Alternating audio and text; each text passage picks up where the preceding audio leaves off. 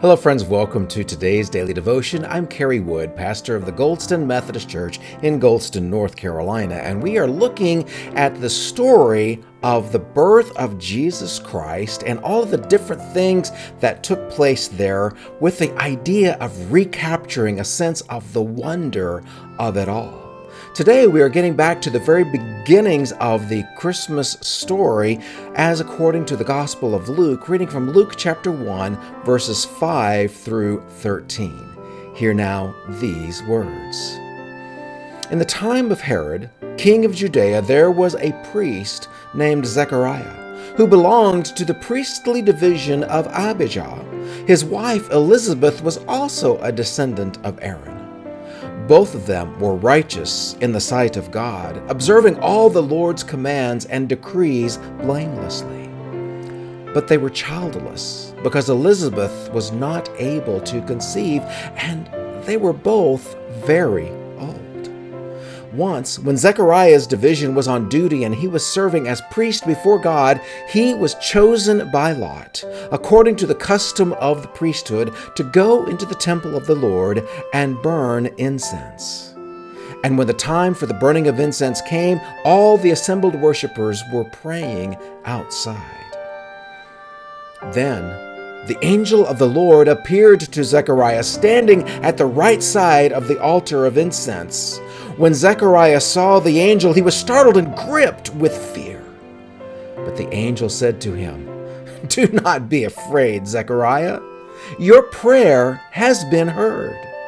Your wife Elizabeth will bear you a son, and you are to call him John."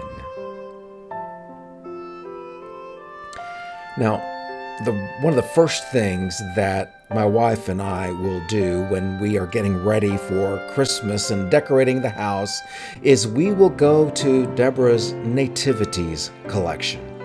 Deborah has collected nativities for almost the entirety of our marriage, and she has many different nativity sets. She's got them from all over the world with all different styles and sizes and ways of being creatively expressed. And I can tell you one thing is true about all of these nativities and all their variety: none of them have Zechariah or Elizabeth. And in a way, that's a shame, because Zechariah and Elizabeth are part of the Advent story, of the preparations for Jesus. And so we need to pay attention to what God is doing in their story if we want to capture the wonder of Mary's and Joseph's and Jesus' story. Zechariah is a priest. He's Jewish. He lives near Jerusalem, and he and his wife Elizabeth, they have been married for a very long time, and they have both been really good people.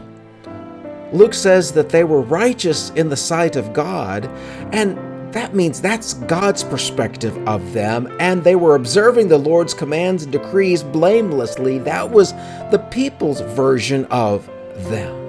So both the internal of God's perspective and the external of other people's perspective, Zechariah and Elizabeth, they are really good, wholesome kind of folks you want to live next door to.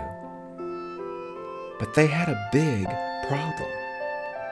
They had never had a child, and this was something that both of them wanted desperately.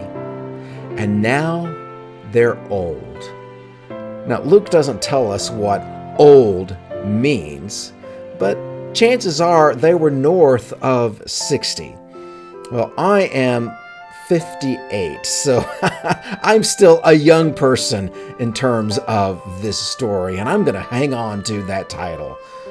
Elizabeth and Zechariah, they're north of 60. They're older than 60 years of age, and they've never had children. And so when it's Zechariah's turn to go and burn the incense in the Holy of Holies, and this is a once-in-a-lifetime experience for him. This would be the equivalent of us actually winning the lottery and not even buying a ticket.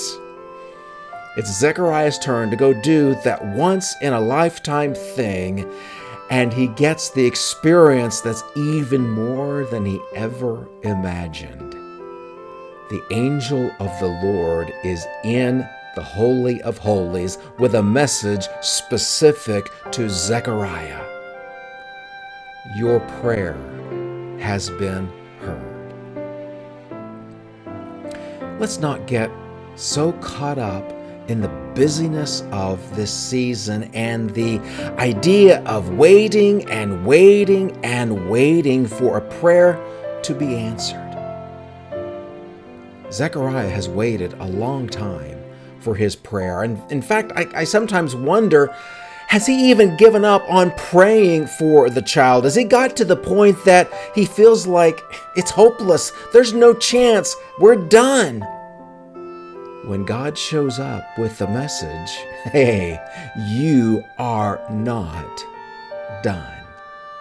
My friend, I don't know what your life circumstances might be. I don't know what it is that you have been waiting and waiting and waiting for, but lest you think your waiting has become a waste, let's look with wonder at the story of Zechariah when he is told, your prayer has been heard.